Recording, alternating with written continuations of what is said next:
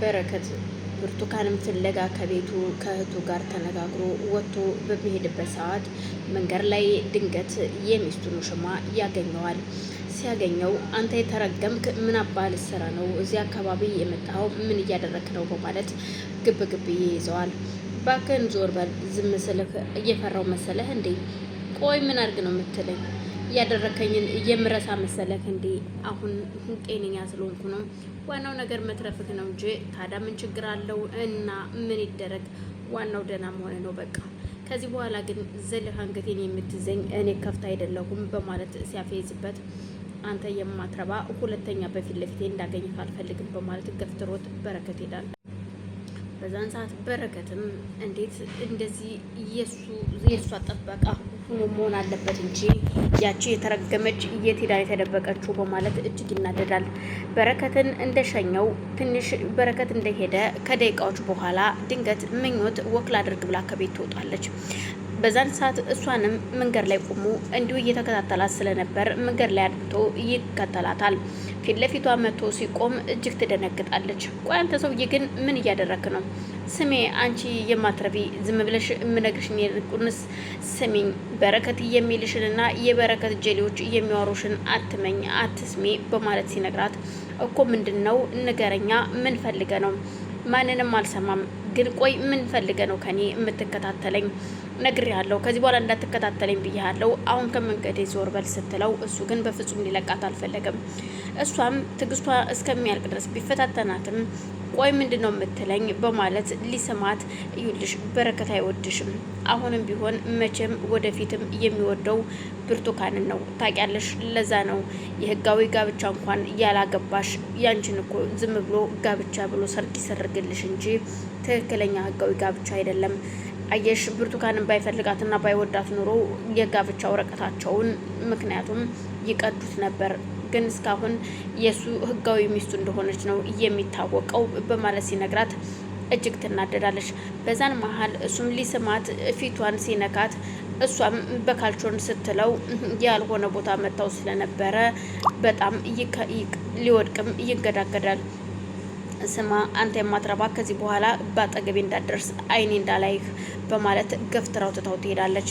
እሱም ታየኛለሽ የምለቅሽ ይመስልሻል በማለት ካሜራማን ቀጥሮ ስለነበረ እሱ ሊስማት ሲልና ፊቷን ሲነካትም የሚያሳይ ምስል ሌላ ሰው እየቀረጸለት ነበር። ይሄንን ምስል ለበረከት እልክለትና በረከት ደግሞ ከሱ ጋር ነሽ እንዴ በማለት እሷን አውጥቶ እንዲጥላትና ከዛም ወደ ብርቱካን እንዲመለስ የማድረግ ስራውን እየሰራ ነው። በረከትን ደውሎ ብርቱካንን እዩልሽ ከፍቅርሽ ውጭ ደግሞ ጠርቀም ያለ ገንዘብ እንድትሰጭኝ ይፈልጋለሁ ስራውን ለማካሄድ፣ ያለበለዚያ ግን ሰዎቹ የሚቻሉ አይነት ሰዎች አይደሉም። ግን ደግሞ ገንዘብ ካልሰጠሽኝ ስራውን ሁሉን ነገር እርግፍ አድርጌ ተወዋለሁኝ። ሰዎቹ በጣም ከባድ ሰዎች ናቸው ሲላት፣ አንተ ደግሞ እያለ ገንዘብ አትንቀሳቀስም በማለት ስታፌዝበት፣ እንግዳውስ የራስሽ ጉዳይ ራስሽ ተውጩ ይላታል። እሷም እንድትሰጠው ገንዘብ ይስማማሉ። በዛን መሀል ለኤልሳ እናት ይደውልና አንቺ ምን አይነት የሆንሽ የሴት አለሌ ነሽ? ለምንድን ነው እየተነጋገርነውን ነገር እየረሳሹና የማሰሪ ነው ወይስ የስራ ሰው አይደለሽም? ስንት ተከፍሎት መስራት የሚፈልግ ሰው እንዳለ ታውቂያለሽ ግን ሲላት፣ ሰውዬ ዝም ብለህ ሰውን ደውለህ መዘርጠት ሳይሆን የደወልክበትን ምክንያት ልትናገር ትችላለህ ወይ? እኔ አሁን ቅርብ አይደለሁም ያለሁት ምንድን ነው የፈለከው? ልትለኝ የፈለከውን ነገር ንገረኝና ነገሮች እናም አሁን እኔ የሚመች ቦታ አይደለም ያለሁት። ልጄን ለማምጣት ራቅ ያለ ቦታ ሄጃለሁ። ስለዚህ የምትፈልገው ነገር ካለ ሁሉንም ጨርሼ ስመለስ እኔ ራሴ እደውልልሃለሁ። ሰውዬ ዝም ብለህ እየደወልክ አፍክና አትክፈት በማለት ጆሮ ላይ ትዘጋበታለች። እሱም በጣም ይናደዳል። ዙፋን ምኞትን ለማየት ወይም ወንድሜ ልከተለው ብላ ወጥታ ስትፈልግ ድንገት ምኞትን መንገድ ላይ ታገኛታለች። ምኞት ምን ሆነሽ ነው ስትላት፣ ይሄ የተረገመ ሱራፌልን አግኝቸው ነዋ በማለት ስትነግራት፣ ቆይ ምን አለሽ? ምን የማይለኝ ነገር አለ? እዩልሽ በማለት እሷ በውስጧ የመጣውን ሀሳብ እኔ እህቱ ላስረዳለት ብላ ስላሰበች ለምኞት እዩልሽ ምኞት ብርቱካንን ያልፈታበት የወረቀቱ ጉዳይ በማለት ስትጀምርለት ምኞት በጣም ትናደዳለች። ለካ እውነቱ ነው ሱራፌል እንደዛ ያለኝ ማለት ነው።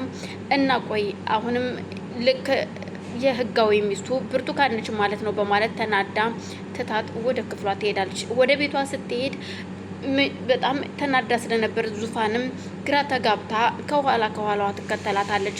ከኋላ ተከትላት ምኞት ልታናግራት ብትሞክርም ምኞት ማንንም ሰው ማናገር እንደማትፈልግና ከክፍሏ መውጣት እንደማትፈልግ ስትነግራት ሳሎን ቁጭ ብላ ማልቀስ ትጀምራለች። ቆይ ምን ይሻላል ወንድሜ፣ በዚህ ስለው በዚህ ቀዳዳዎች እየበዙ ነው በማለት ግራ ተጋብታ ምን ማድረግ እንዳለባት ታስባለች። ቁጭ ብላ እያለቀሰች እያለ በረከት ከውጭ ሲመጣ ፊቷ ልክ አይደለም። ወንድሜ እባክህን እዩልህ፣ ያ ሱራፌል የሚባል ሰው ምኞትን አግኝቷት ነበረና ስላንተና ስለ ብርቱካን አውርቶላታል። ከዛ እኔ ደግሞ እውነቱን እነግራታለሁና እንድታምን ብዬ ስነግራት ማንንም ማናገር አልፈልግም ብላ ተናዳ ክፍሏን ዘግታለች። ስትለው ለምን አንቺ ተናገርሽ? እኔ ራሴ እነግራታለሁ እያልኩኝ ለምን ነገርሻት? በማለት ያው ከአንገት በላይ ቢሆንም እህቱን ተቆጥቷት ወደ ክፍሉ ይሄዳል። ምኞትን ለማሳመን ሲሞክር ምኞትም እሺ በቃ ችግር የለውም ያለውን ነገር ሁሉ ከነገራት በኋላ በነገሮች ተስማማለች። ቤቱን ለመሸጥ የተስማማው እሷን ለማሳከም እንደሆነ ሲነግር